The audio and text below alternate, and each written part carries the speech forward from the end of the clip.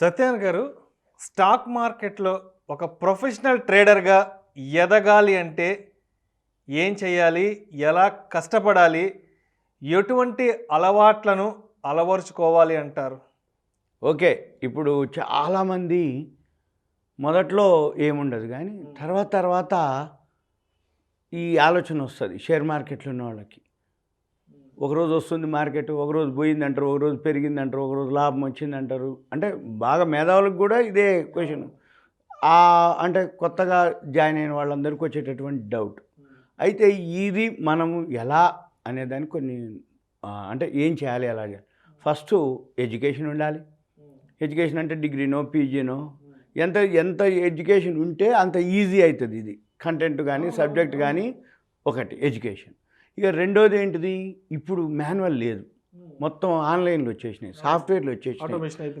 అందుకని కొంచెం computer knowledge ఉండాలి. ముందు ఎడ్యుకేషన్, నెంబర్ 2 కంప్యూటర్ నాలెడ్జ్. దీంతో పాటు టైం స్పెండ్ చేయగలగాలి. అంటే ఏంది, దాన్ని నేర్చుకోవటం కోసం దానికి సంబంధించిన రీసెర్చ్ చేయడానికి కొంచెం బాగా టైము స్పెండ్ చేయాల్సి ఉంటుంది. మళ్ళీ దీంతో పాటుగా ఈయన ఎవరైతే చేస్తుండో ఈ కాన్ఫిడెన్సు, అంటే సబ్జెక్ట్ మీద కాన్ఫిడెన్స్ కానీ ఏవైతే స్కిల్స్ని డెవలప్ చేసుకోవాలి దాంతో. అయితే రెండు ఉంటుంది, కాన్ఫిడెన్స్ ఉంటుంది, ఓవర్ కాన్ఫిడెన్స్ ఉంటుంది. అందరికి కాన్ఫిడెన్స్ ఉంటుంది కానీ కొంతమందికి ఓవర్ కాన్ఫిడెన్స్ కూడా ఉంటుంది. అంటే ఏంది, కొనుక్కున్నాడు, పెరిగింది, పెరగంగానే ఇంకా వచ్చేసింది, అయిపోయింది. ఇంకా అక్కడ ఏమవుతుంది, ఇక నేనేం కొన్నా పెరుగుతుంది, నేనేం ఎట్లా ఎంటర్ అయిపోయినా నాకు బాగా లాభం వస్తుందని కాన్ఫిడెన్స్ కాకుండా ఓవర్ కాన్ఫిడెన్స్ వస్తుంది. అంటే నాకు ఇక మార్కెట్ తిరగలేదు, ఆపే వాళ్ళు లేరు. ఎక్కడైతే ఓవర్ కాన్ఫిడెన్స్ వస్తుందో అక్కడ పైసలు పోతాయి. ఎందుకంటున్నా అంటే సింపుల్గా ఈ మధ్యకాలంలో చాలా మందిలో ఇదే అంట. ఎంటర్ అవుతాడు, కాలో పుట్టో ఫ్యూచరో ఏదో ఎవరో చెప్పారని వచ్చేస్తుంది. అప్పుడు నమ్మకం తక్కువ ఉంటుంది కాబట్టి కొంచెం చిన్న క్వాంటిటీ తోటి ఎంటర్ అవుతాడు. కొంచెం బాగా అంటే కొంచెం వస్తున్న కొద్దీ ఇక వచ్చేస్తుంది, అబ్బా నేను ఏం చేసినా పైసలు వస్తున్నాయి, మనం చిన్న క్వాంటిటీ చేస్తున్నాం, పెద్ద క్వాంటిటీ చేస్తే ఇంకా పెద్ద మొత్తం వస్తుంది అని అప్పుడు కొంచెం పెద్ద మొత్తం చేస్తారు. కొంచెం అటు ఇటుకున్న క్లోజ్ చేయడు, ఏం కాదులే అంతకుముందు తగ్గినా కానీ మళ్ళీ పెరిగినాయి కదా, మళ్ళీ పెరగకపోద్దా, మళ్ళీ రాకపోద్దా, మళ్ళీ అని చెప్పేసి కొంచెం ఓవర్ కాన్ఫిడెన్స్ ఉంటుంది. ఆడ దొరికిపోతారు, మొత్తం మళ్ళీ పోతాయి. వీళ్ళు అంటే ఓవర్ కాన్ఫిడెన్స్ అనుకోండి, అశ్రద్ధ అనుకోండి, నెగ్లిజెన్స్ అనుకోండి, లేకపోతే కొంచెం లాస్ ఎందుకు బుక్ చేయాలి, మళ్ళీ పెరగబోద్ది, ఇవన్నీ చాలా రీజన్లు ఉంటాయి. అది ఒకటి డిసిప్లిన్గా ఉండాలి. డిసిప్లిన్గా అంటే ఏంది, లాభం కొంచెం వచ్చినా చాలా అనుకోవాలి, నష్టం కొంచెం వచ్చినా క్లోజ్ చేసుకుని అలా అనేది లేకుండా. మళ్ళీ వీటన్నిటితో పాటు ఎక్స్పీరియన్స్ ఒకటి మెయిన్. ఎందుకంటే జనరల్గా మేము ఎక్కువ శాతం అందరూ మేం కానీ ఎవరైతే బాగా వస్తుంది అంటారు, నేను ఒక 1 ఇయర్లో ఇంత సంపాదించేసిన, 2 ఇయర్స్లో ఇంత సంపాదించిన, 6 నెలలు ఇంత సంపాదించిన, అంకుల్ అని నన్ను అంటుంటారు. అంటే నేనంట కదా, ఓకే నువ్వు ఎన్నేళ్ళ నుంచి చేస్తున్నావమ్మా, ఎన్నాళ్ళ నుంచి చేస్తున్నావమ్మా, నీ ఎక్స్పీరియన్స్ అనగానే ఏంది, నేను ఒక 1 ఇయర్ అనో 6 మంత్స్ అది కాదు. జనరల్గా ఏంటంటే దీంట్లో మెయిన్ ఎక్స్పీరియన్స్. ఎన్ని భూములు చూసినావు, ఎన్ని స్కాములు చూసినావు, ఎంత టైం పీరియడ్, అంటే ఏంది ఏజ్ని బట్టి భూములు స్కాములు. అంటే ఎగ్జాంపుల్ మేము 30+ ఉన్నాం, అంటే 30 ఇయర్స్ ముందు నుంచి కూడా మేము మార్కెట్లో ఉన్నాం. అంటే ఏంది, 1992లో హర్షద్ మెహతా స్కామ్ అని, 1996లో భూమ్ అని, 2000 Y2K సాల్వ్ అయిపోయిన తర్వాత మళ్ళీ మార్కెట్ 2000 అంటే పీక్ వెళ్తాం, 2001 రాగానే వరల్డ్ ట్రేడ్ సెంటర్ కూలిపోయి మొత్తం మార్కెట్ అంతా కొలాప్స్ అయిపోవటం, 2008 జనవరిలో మన రియల్ ఎస్టేటు సంక్షోభం రావటం, 2009 రాగానే సత్యం కంప్యూటర్ స్కామ్ జరగటం, మన 2020లో కరోనా అని, ఇట్లా ఏదో ఒక వచ్చింది. అవన్నీ ఎక్స్పీరియన్స్లు అనమాట. ఆ ఎక్స్పీరియన్స్లే లెసన్ మెయిన్. మార్కెట్ మూమెంట్ ఎలా ఉంటుంది ఏంటనేది ఇట్లాంటప్పుడు అర్థమవుతుంది. కరెక్ట్, ఎలాంటి డౌన్ఫాల్కి వెళ్తుంది, లేదంటే బౌన్స్ బ్యాక్ ఎలాంటి హైట్స్కి వెళ్తుంది అనేది కరెక్ట్. అది ఎక్స్పీరియన్స్ మీకు చెప్తుంది. అది ఆ ఎక్స్పీరియన్స్ మెయిన్ లెసన్. అంటే ఏంది, నాలెడ్జ్ ఉంది, ఎడ్యుకేషన్ ఉంది, నీకు సాఫ్ట్వేరు ప్రొఫెషనల్గా సిస్టమ్ను యూజ్ చేసే ప్రాపర్గా ఐడియా ఉంది, కానీ ఎక్స్పీరియన్స్ కూడా ఉండాల్సిందే. ఇక వీటితో పాటుగా మంచి కంపెనీలు ఎలా గుర్తుపట్టాలి అంటే ఏ గ్రూప్ అని, బి గ్రూప్ అని, లేకపోతే సెన్సెక్స్, నిఫ్టీ, బ్యాంక్ నిఫ్టీ ఎలా గుర్తుపట్టడం, ఆ మంచి అంటే గ్రోత్ ఉన్నటువంటివి అంటే సెక్టార్లు అంటాం.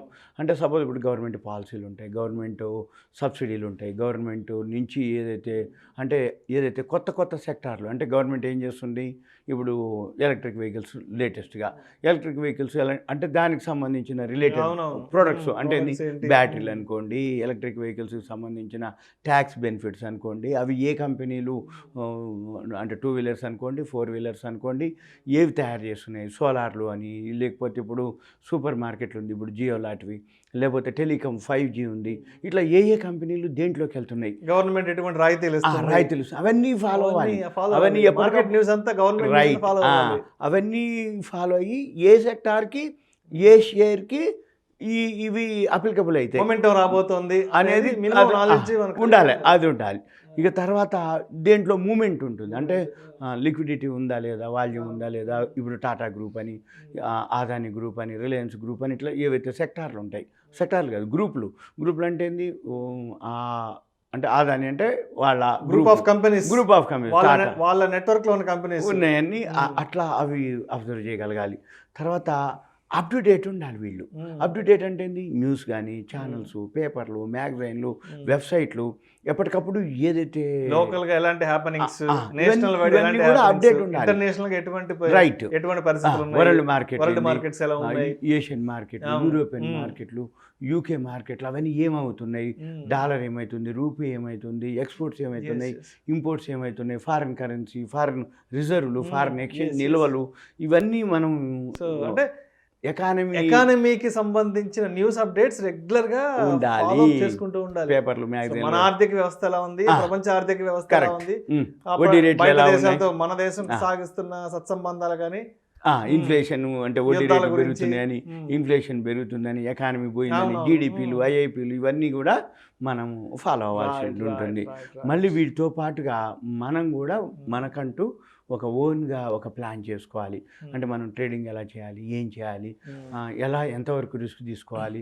ఎందుకంటే ఇది ఫైనాన్షియల్ మార్కెట్ డబ్బులతో కూడుకున్న వ్యవహారం కాబట్టి లాభం వచ్చినప్పుడు బాగానే ఉంటుంది, కానీ ఏదైనా నష్టం కానీ ఏదైనా జరిగినప్పుడు ఒక ప్లానింగ్లో ఉండాలి. అంటే ఓన్ అమౌంట్ అయితే ఏం కాదు, జీవితాలు తలకిందులు అయిపోతాయి. రైట్, ఏదన్నా ప్యాసివ్ ఇన్కమ్ లాగా ఇన్వెస్ట్ చేసుకోవాలి. ఎక్స్ట్రా అమౌంట్ ఉంటే అంతే తప్ప ఇంట్లో భార్య భూములు అమ్ముకోను, స్నేహితుల దగ్గర నుంచి అప్పులు తెచ్చుకోను, ఆ లోన్ వస్తుంది, ఈ లోన్ వస్తుంది, అట్లాంటివి చేస్తే దొరికిపోతారు, మార్కెట్ లో దొరికిపోతారు. ఎక్కడో ఒక దగ్గర చాలా జరుగుతుంది. మేము జనరల్ 30+ ఇందులో నుంచి ఎన్నో వందల మందిని చూసినాం. అంటే అప్పటిదాకా ఉండి ఒకసారి పోవటం, మార్కెట్ కొలాప్స్ అయిపోతే పేపర్లో అవే వార్తలు ఉండేది అప్పట్లో ఈ విధంగా. అందుకని ఇవన్నీ కనుక జాగ్రత్త కనుక ఫాలో అయిపోతే వాళ్ళు ప్రొఫెషనల్ ట్రేడర్ కావచ్చు, షేర్ మార్కెట్లో వాళ్ళ డిక్షనరీలో లాస్ అనే వర్డ్ లేకుండా జీవితకాలం ఎంజాయ్ చేయొచ్చు. దీనికి రిటైర్మెంట్ లేదు, దీనికంటూ ఒక ఇన్ఫ్రాస్ట్రక్చర్ అవసరం లేదు, దీనికంటూ అంటే ఇప్పుడు 60 ఏళ్ళు రిటైర్మెంట్, 70 ఏళ్ళు 80 ఏళ్ళు అయినా నీకు ఓపికందా, ఒక సిస్టమ్ ఉందా, మ్యాన్ పవర్ అవసరం లేదు. నువ్వు ఒక ల్యాప్టాప్ పెట్టుకొని ఎక్కడన్నా కూర్చొని నెట్ ఉంటే చాలు, నీకు నాలెడ్జ్ ఉంటే చాలు, నువ్వు ట్రేడింగ్ చేసుకోవచ్చు. అదే మ్యాన్ పవర్ కావాలి అంటే ఇండస్ట్రీ అనుకో, మ్యాన్ పవర్ కావాలి, లేకపోతే ఇన్ఫ్రాస్ట్రక్చర్ కావాలి, వాళ్ళ మీద ఆధారపడాలి, చేయించుకోవాలి. దీనికైతే ఏమీ లేకుండా ప్రొఫెషనల్ ట్రేడ్ కాబట్టి కొంచెం టైం తీసుకుంటుంది, కానీ ఓకే, సో మంచి profession. Thank you sir, thank you so much జీవ సత్యనారాయణ గారు. స్టాక్ మార్కెట్లో ఒక ప్రొఫెషనల్ ట్రేడర్గా ఎదగాలి అంటే ఎటువంటి మంచి అలవాట్లను అలవర్చుకోవాలి, ఎటువంటి విజన్ కలిగి ఉండాలి అనే అన్ని అంశాల గురించి మీ యొక్క ఎక్స్పీరియన్స్ను జోడించి మన ప్రేక్షకులకు అత్యద్భుతంగా వివరించారు. Thank you so much sir. Thank you.